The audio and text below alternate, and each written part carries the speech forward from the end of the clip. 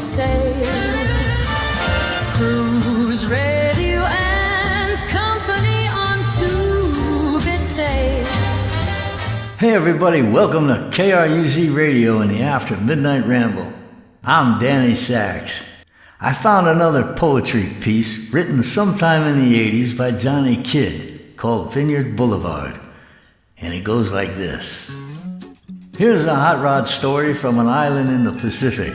It took place on a busy street when there was no traffic. The road was Vineyard Blvd, and I was cruising in my car. She was a 67 Camaro, midnight blue and straight as an arrow. With a Muncie 4 on the floor and a 327, I swear when you nail it, you'd think you were flying to heaven. Now I was driving east and stopped at a light. H1 was ahead of me and Queens on my right. When a black Ford pulled up alongside, all I could see was the whites of his eyes. Then, with a bright grin on that gentleman's face, he revved a couple times. I knew what he had in mind. He wanted a race.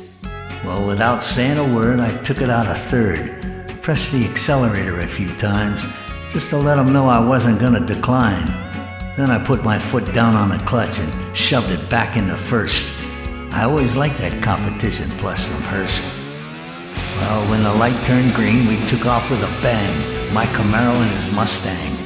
I got a giant leap off the line.